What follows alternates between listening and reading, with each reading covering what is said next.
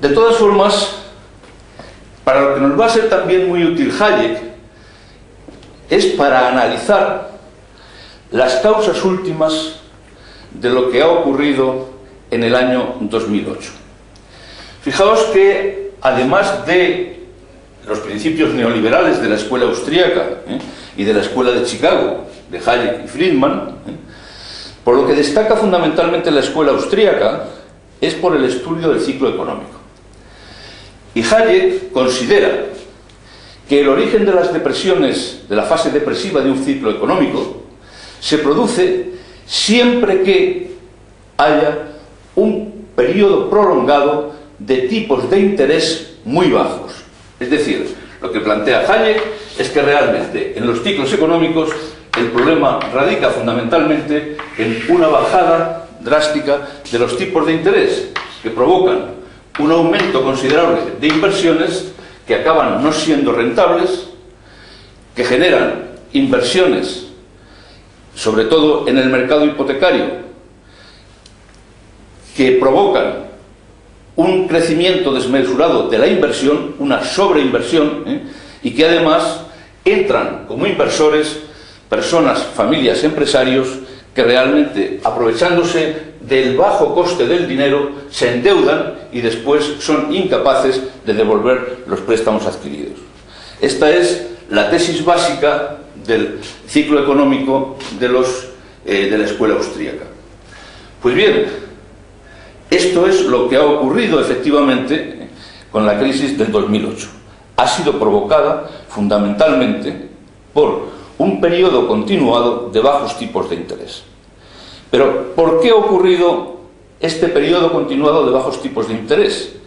Fijaos que nos encontramos con que hay una teoría, que es la teoría económica del doble déficit, que de alguna manera vamos a contraponer con la situación realmente existente. La teoría dice: si un país tiene un déficit público muy elevado, es decir, si gasta mucho más que lo que ingresa, lógicamente, como ocurre con las familias, cuando se gasta más de lo que se ingresa, lo que hay que hacer es endeudarse. Por lo tanto, el déficit público tiene que ser cubierto con deuda pública. Entonces, cuando un país tiene mucha necesidad de que realmente acuda deuda pública a solventar el problema del déficit, lo que tiene que hacer es elevar los tipos de interés para que los inversores acudan a suscribir la deuda pública que se emite.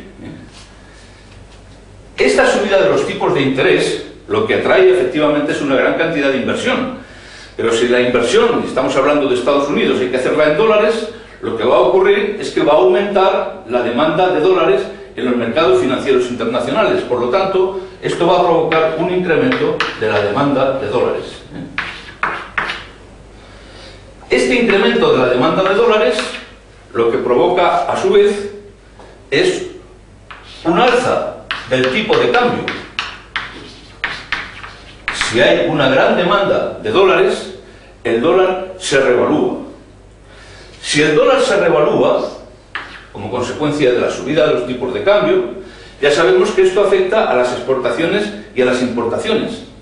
Las exportaciones se encarecen y por lo tanto disminuyen. Si el dólar está muy fuerte, las exportaciones de Estados Unidos al resto del mundo se encarecen y por lo tanto disminuyen. Mientras que, por el contrario, las importaciones aumentan.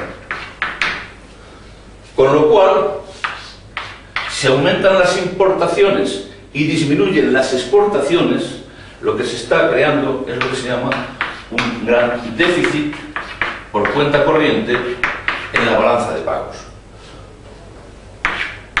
Por lo tanto, un aumento del déficit público induce un aumento de los tipos de interés, induce un aumento del tipo de cambio e induce un aumento del déficit por cuenta corriente.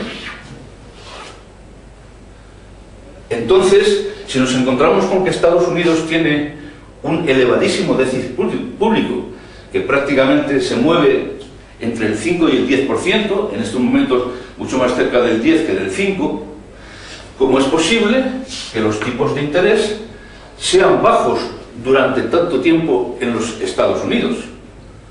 ¿Cómo es posible que estos tipos de interés, que realmente contradicen la teoría del doble déficit, pues hayan provocado la situación que decíamos antes? Por un lado, una sobreinversión. Eso supone que si estamos en el mercado inmobiliario, se han construido casas que después no se pueden vender, y además la generalización de las hipotecas basura. Es decir, se han dado créditos a empresas y familias que después no podían devolver esos créditos. La combinación de la sobreinversión con las hipotecas basura está precisamente en el origen de la crisis del 2008. Por hacerlo todavía más claro, se trata de que los bancos, esos bancos desregulados, según la teoría neoliberal, pues por un lado prestaban a los promotores inmobiliarios y por otro lado prestaban a las familias para que compraran las casas que construían los promotores inmobiliarios. Y además, estos bancos, pues lo que hacían era endeudarse a su vez con otros bancos, pidiéndoles más dinero, para volver a prestar a promotores y a familias. Era una especie de orgía del crédito, orgía descontrolada del crédito, donde se producían situaciones, como ocurrió después, según se vio en el año 2008, donde había tanto sobreinversión, exceso de oferta, como hipotecas basura, una gran cantidad de hipotecas que no se podían devolver. Y ahí radica el origen de la crisis de 2008, en los bajos tipos de interés. Pero claro, decimos, ¿cómo es posible que en Estados Unidos, con un elevadísimo déficit público, tradicionalmente, pues hayan subsistido durante tanto tiempo estos bajos tipos de interés, que han condicionado además, como vemos, si los tipos de interés son bajos, también baja la cotización del dólar, un dólar muy bajo? Pues la razón es muy sencilla. La razón se llama precisamente China.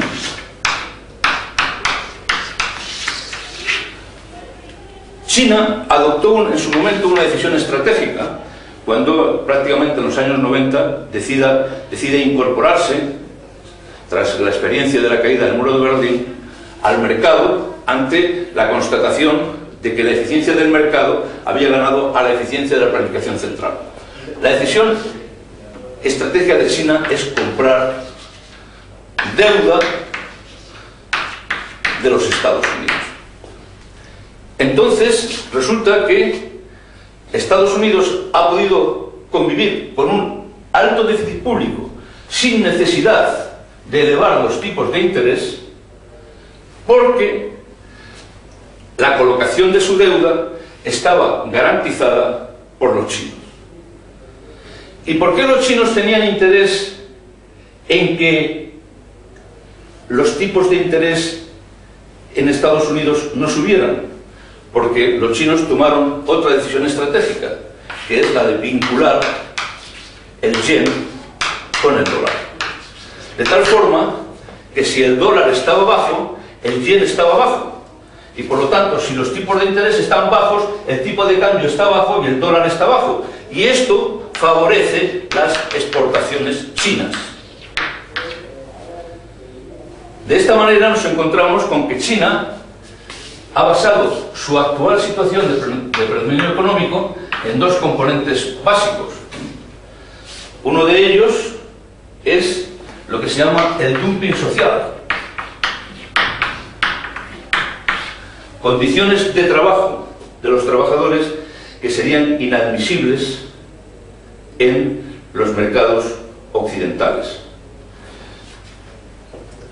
Son, además, muy eficientes trabajando, y esto hace que sus costes laborales sean muy bajos.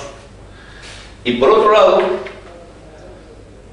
el ataque a los mercados internacionales lo han hecho sobre un yuan devaluado conectado a un dólar devaluado. Y aquí está el origen de la crisis y por qué Keynes se hace chino. Keynes no hubiera resucitado sin el concurso de los excesos de Hayek, ni hubiera podido subsistir sin que China hubiera apoyado la política económica de los Estados Unidos, que está en el origen de la crisis y también en su aparente solución.